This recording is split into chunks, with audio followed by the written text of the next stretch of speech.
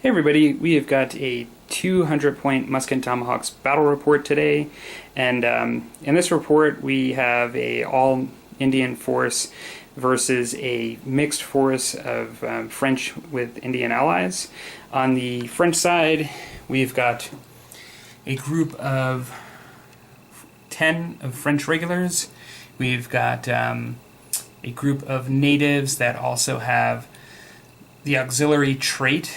And then, so they paid extra for that. We've got an officer, French officer on horseback. And then on the native side, we have, one group here of natives that also are French and Indian War veterans, so they're elites. We have two groups of 6 natives. Now they're technically on the table as hidden at the moment, but they're just regular natives. And then we also have 2 sachems, both with the guerrilla trait. And the French officer doesn't have any traits, but he does have, he's using a horse and a musket instead of a pistol. Now, in this particular game, the natives have the scenario slaughter, so they essentially have to destroy or kill all civilians on the French side, and there are 5 civilians in each one of those structures, and there's no officer, like civilian leader or anything like that. They're just straight 5 civilians each, no upgrades or anything like that. And then on the French side, they're doing the defense objective, so they need to keep away the natives from both of the structures, so they don't want them within 4 inches of the structures anytime the game ends. We are doing this a bit of a fluffy, friendly game, and so we're actually including the things that we like, which are the optional rules of events and side plots. And so the way we do the events is we just put in one event card that's a random event generator that will be drawn each round, a random event. And then for the side plots, the native player has rolled Madness, which essentially allows an opportunity for the opposing player to take control of one of the officer. In this case, it's the officer that has the sword above his head that's next to the French and Indian War veterans. And so each round there's a roll-off, and I could potentially take control of him. He can't go into melee against his own men, but he could potentially shoot or move in a different direction to his disadvantage. I have Usurpation, which essentially has made my officer has stolen the identity of another soldier, and I can't move my men within 4 inches of my officer in order to win the achieve victory with the side plot. So, with that said, we will get on with the game.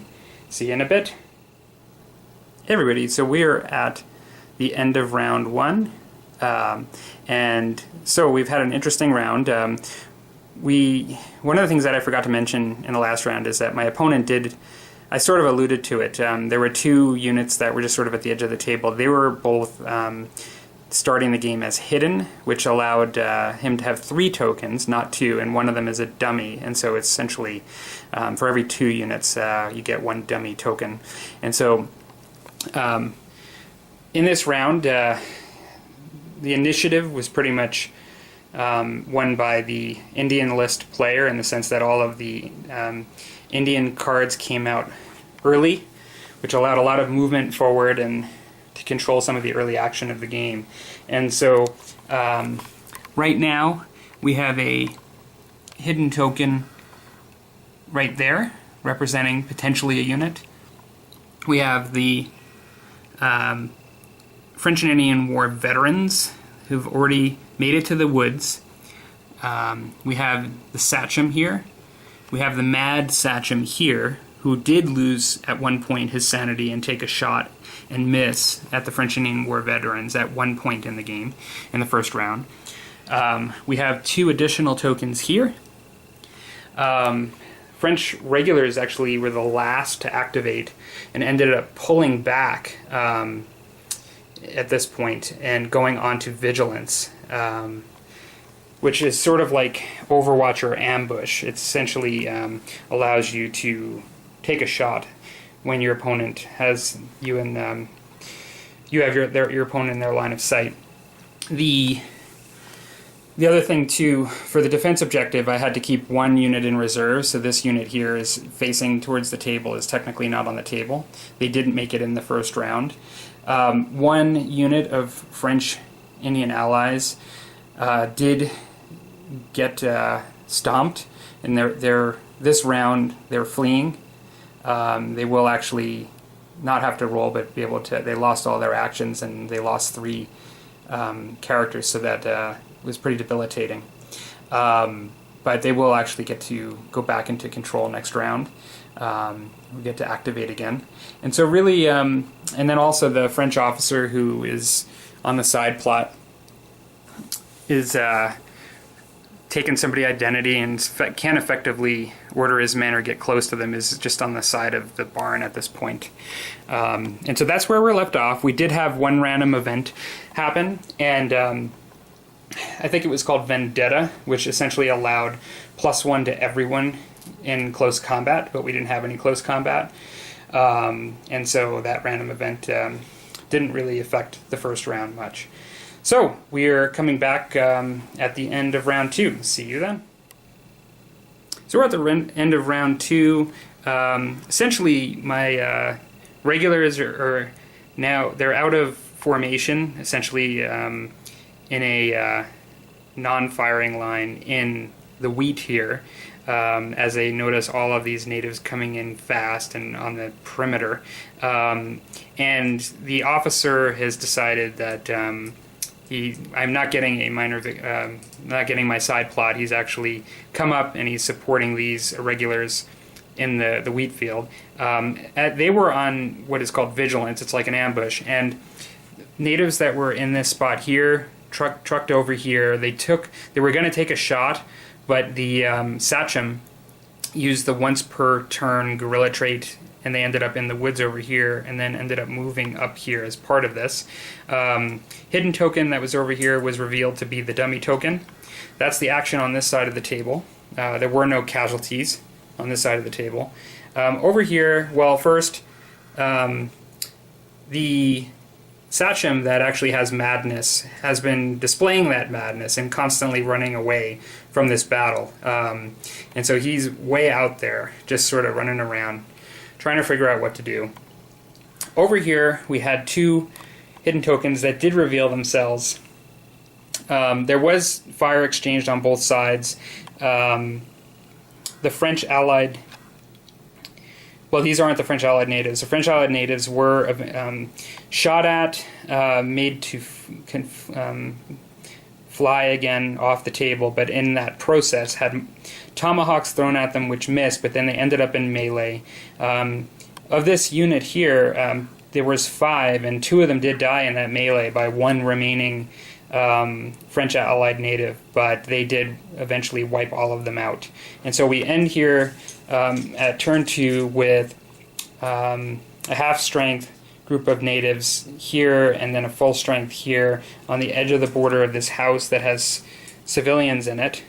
And on this side, we have a similar situation.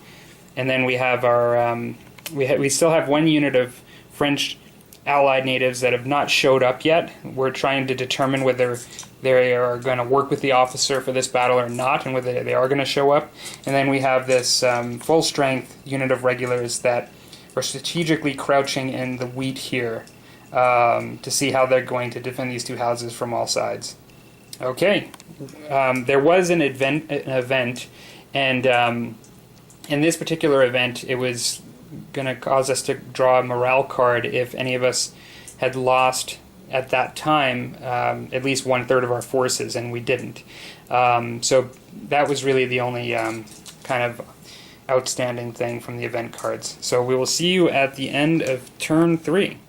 Okay, so we're at the beginning of turn 3, and something sort of really random and happened and this is just to illustrate how things can go sometimes in Muskets and Tomahawks and just how random it can be.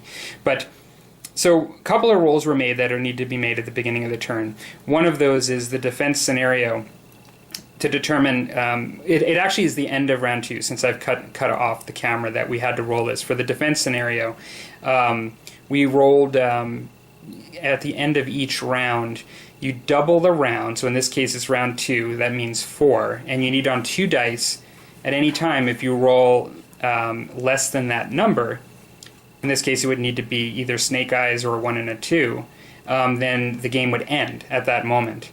Now, I rolled 3 at the end of round 2, and so that means that the game ends at that point.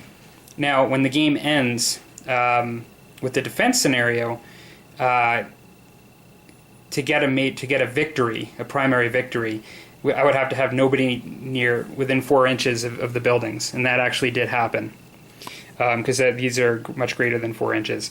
Now, for my opponent's slaughter victory, he would have needed to kill all the civilians that are in the buildings.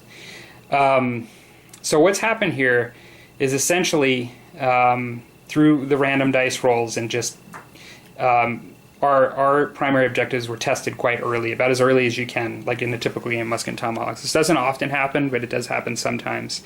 Now, I broke my side plot, so I would have gotten an overwhelming victory if I actually hadn't done that, but he actually has his side plot still intact.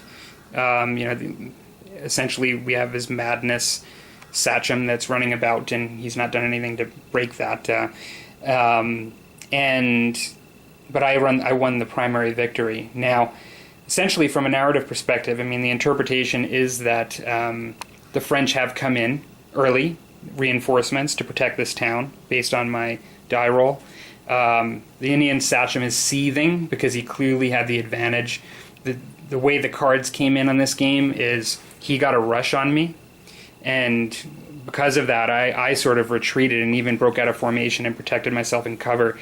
My plan really was, 1, to get my reserves in, which hadn't come in yet, to help, and 2, to come out of formation at the right time and get into a firing line with a strong group and try to get them to break, the natives, get them in range and get them to break. So I hope you enjoyed this short battle report. It's shorter than I expected it would be, but this is just sort of an example of what can happen sometimes in a game of Muskets and Tomahawks. It is unpredictable. You don't know how fast you're going to have to get your objective sometimes. So if you play conservatively, I wouldn't say that my opponent did that in this case. Well, he did play aggressively, although we do have a number of his guys are, they're all in the woods. But he played extremely well, but it's just the way the dice went and cards went today. So, okay, hope you guys enjoyed it. Take care.